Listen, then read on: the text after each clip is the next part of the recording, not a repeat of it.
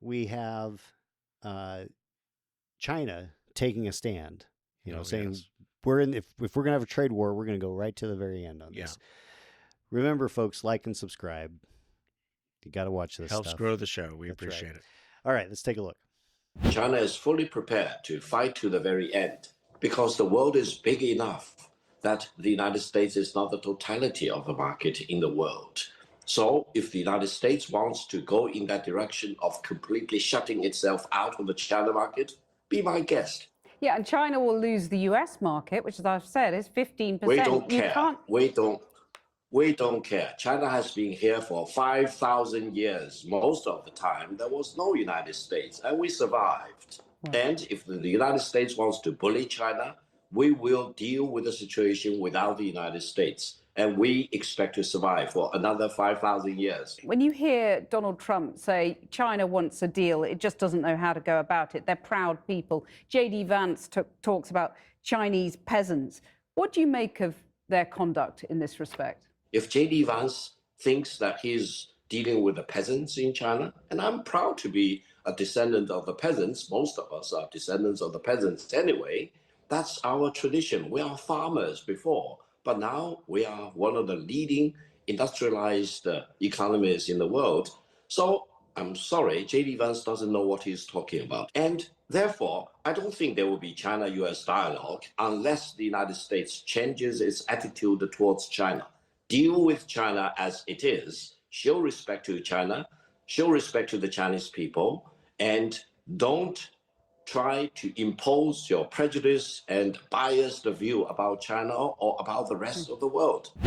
Well, my biased view is really influenced by the fact that the entire world shut down for better part of 3 years because a virus was unleashed in a Wuhan lab Yeah, right. paid by the U.S. taxpayers. Well, so the interesting thing about this is that he goes into, we were here for 5,000 years without the U.S. economy, but China has changed dramatically as a result of trade with the United States. Absolutely. And he says he was a descendant of peasants. They will go back to They being will peasants. go back to being peasants because without the U.S. market they- pretty quickly. They export stuff to us.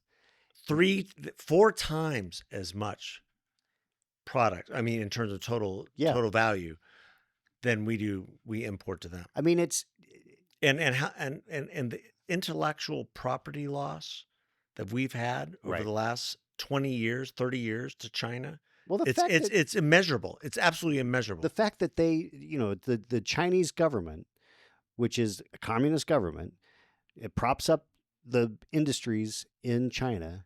They allowed Tesla to have a manufacturing plant there because they said you can only sell your product in China if you manufacture it here. Well, and So he built a plant, and then they stole the technology. Yes. And started BYD, gave it all to their Chinese that's what they do. communist-run company. Yes. And which is now, The only reason there's a burgeoning car industry in China is because they stole all the technology from our car companies. exactly. And so They've stolen Trump all of is- our military technology. They've stolen all of our computer technology. I mean, the list goes on and on and Yeah. on. They've never invented anything on their own. it will be very fascinating to see how this plays out because China will collapse if this tariff issue continues. Well, Long before the United States Well, has a problem. the other issue with China that is a societal issue, and that is their approach to the family and their approach to any type of organized religion or anything else. That is helping to bring China to its knees Of course. because You they take have God a- out of they- take God out of it. they have a population issue, but they also have a population thirsting for faith. Yeah. And you talk to people who have immigrated here successfully and are not being targeted by the Chinese government to bring them back. I mean, you talk to some of those people. I've been in some of those meetings. That they want to exercise their beliefs in God, and they can't do that in China. That's right. That's a huge issue there.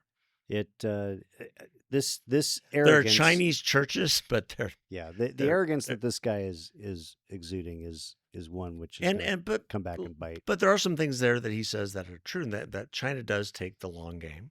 They do look at that, and they are a formidable adversary for sure. You have to treat them with respect for sure.